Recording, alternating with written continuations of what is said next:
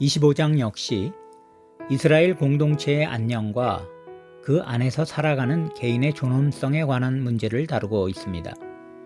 예를 들면 죄를 지어 태형에 처해지게 된다고 해도 40대 이상으로는 선고할 수 없었는데, 이는 40대 이상의 매질은 그를 사람이 아닌 짐승으로 여기는 행위로 보았기 때문입니다.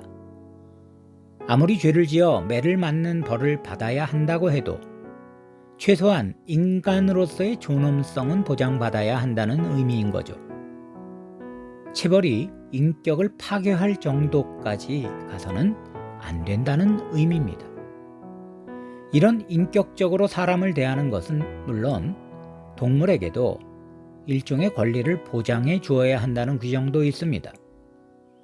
곡식을 떠는 소에게 망을 씌우지 말라는 것인데, 이는 비록 소가 짐승일지라도 그에게 일을 시킬 때는 그에 상응하는 대가를 제공해야 한다는 말씀이죠. 하지만 이어지는 계대법, 즉 형제가 자식이 없이 죽었을 경우 그 나머지 형제가 그 미망인과 결혼하여 후사를 보아야 한다는 규정은 유교 문화권인 우리에겐 매우 생소하게 보이는 규례가 분명합니다. 하지만 지금처럼 사회적 보장제도가 전무했던 당시 상황 속에서 이런 규례는 미망인의 미래와도 직접적인 관계가 있는 것이었죠. 당시는 자녀가 곧 자기의 미래를 보장해주는 유일한 장치였습니다. 그러므로 이렇게 형제가 다른 형제의 대를 잇게 하는 규례는 희한한 고대 계율이 아니라 자녀마저 없는 과부라는 약자를 보호하기 위한 일종의 사회 보장제도와 같은 것이라 하겠습니다. 그 밖에 어떤 일이 있어도 생명과 관련된 생식기관을 훼손해서는 안 된다는 규례와 거짓으로 하나님의 공의를 훼손하는 일을 해서는 안 된다는 규례 모두 거룩한 백성으로 부르심을 받은 이스라엘이 반드시 지켜나가야 할 법이었습니다. 이 해설의 말씀을 따라 오늘 본문의 말씀을 함께 들어봅시다. 25장.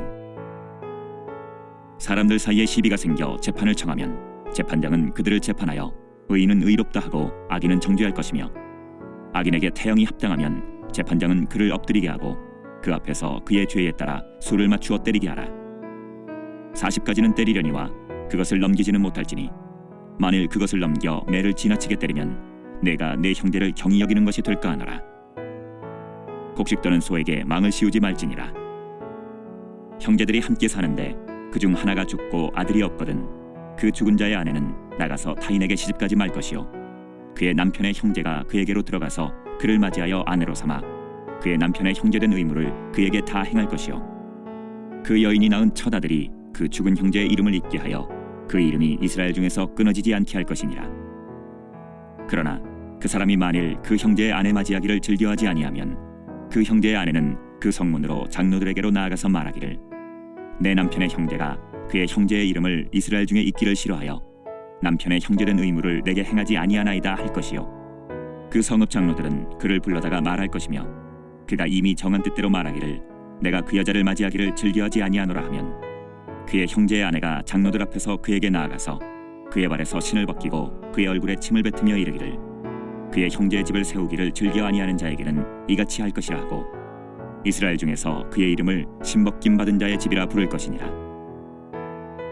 두 사람이 서로 싸울 때에 한 사람의 아내가 그 치는 자의 손에서 그의 남편을 구하려 하여 가까이 가서 손을 벌려 그 사람의 음낭을 잡거든 너는 그 여인의 손을 찍어버릴 것이고 내 눈이 그를 불쌍히 여기지 말지니라. 너는 내 주머니에 두 종류의 저울추 곧 큰 것과 작은 것을 넣지 말 것이며, 내 집에 두 종류의 돼 곧 큰 것과 작은 것을 두지 말 것이요, 오직 온전하고 공정한 저울추를 두며 온전하고 공정한 되를 둘 것이라. 그리하면 내 하나님 여호와께서 내게 주시는 땅에서 내 날이 길리라.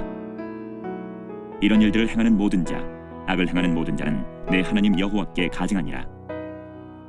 너희는 애굽에서 나오는 길에 아말렉이 내게 행한 일을 기억하라. 곧 그들이 너를 길에서 만나 내가 피곤할 때에 내 뒤에 떨어진 약한 자들을 쳤고 하나님을 두려워하지 아니하였느니라. 그러므로 내 하나님 여호와께서 내게 기업으로 주어 차지하게 하시는 땅에서 내 하나님 여호와께서 사방에 있는 모든 적군으로부터 내게 안식을 주실 때에 너는 천하에서 아말렉에 대한 기억을 지워버리라. 너는 잊지 말지니라. 오늘 우리는 이렇게 기도하겠습니다. 이 사회의 어두운 곳에서 살아가야 하는 형제와 이웃에게 그들을 도와야 하는 자로서의 의무를 잘 감당할 수 있도록 힘과 능력을 더하여 주옵소서. 이런 기도의 제목으로 우리 함께 합심하여 기도하겠습니다.